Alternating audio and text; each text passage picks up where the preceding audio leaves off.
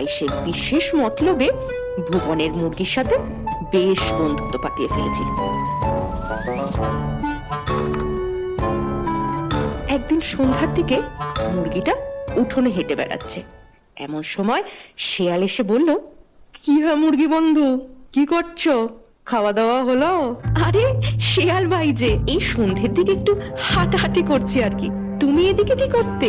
আর সত্যি কথা কি বলবো তোমায়, এই যে বড় জঙ্গলে আমি থাকি, একটা মনের মতো বন্ধু নেই আমার, জানো। তাই তো তোমার সাথে একটু গল্প করব বলে চলে আসি। আর আর এই যে তোমার মধুর গলার স্বর, আমি তো সকাল সকাল তোমার ডাকে ঘুম থেকে উঠি। তুমি একটু বেশি প্রশংসা করো শেয়াল ভাই। কই, আর তো কেউ এরম বলে না। সেই তো ব্যাপার গো, সবার প্রশংসা করার মতো মন থাকে না। এই যে আমি ভাবি, তো তুমি তুমি যদি আমাদের সঙ্গে জঙ্গলে থাকতে কত ভালো হতো। তোমার মিষ্টি মধুর ডাকে সকালের ঘুম ভাঙতো। কি যে তুমি এই বন্দি হয়ে থাকো না, দূর। কি যে বলো, মালিক আমার বড্ড ভালো মানুষ। আমি ডিম দিই রোজ, আর মালিক আমায় পেট ভরে খেতে দেন। আমি বন্দি কই, আমি তো ভালোই আছি। সে কি, তুমি তোমার ছানাদের বিক্রি করো? সেটা তুমি আবার গর্ব করে বলছো? ছি ছি বন্ধু, ছি। কিন্তু শেয়াল ভাই, এটাই তো নিয়ম। আমায় মালিক পোষেন, তাই আমাকে তাকে ডিম দিই। এতে খারাপ কি আছে? কি বলছো তুমি বন্ধু? তুমি হচ্ছে মা, মা হয়ে নিজের সন্তানদেরকে বেঁচে দিচ্ছ, আবার বলছো কি ভুলেতে?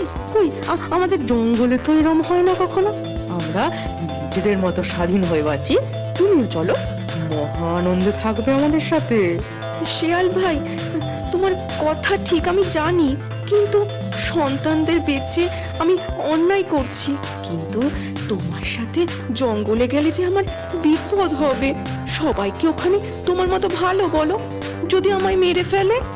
দুঃখ দিলে বন্ধু, তোমার এই শিয়াল বন্ধু থাকতে অন্য কেউ তোমায় খাবে? মানে মানে আমি তোমায় রক্ষা করব। তুমি তুমি বেরিয়ে এসো, এই বেড়ার ফাঁক দিয়ে বেরিয়ে এসো। চলো আমার সাথে জঙ্গলে, তারপর দেখবে জীবন কাকে বলে। এই শুনে মুরগি বেড়ার ফাঁক দিয়ে বেরিয়ে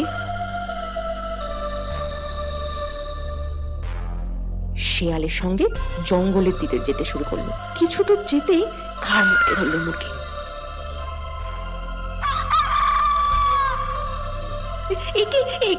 শেয়াল ভাই, তুমি কি করছো? অনেক বোকা দেখেছি, তোমার মতো বোকা দেখিনি এর পরের জন্মে।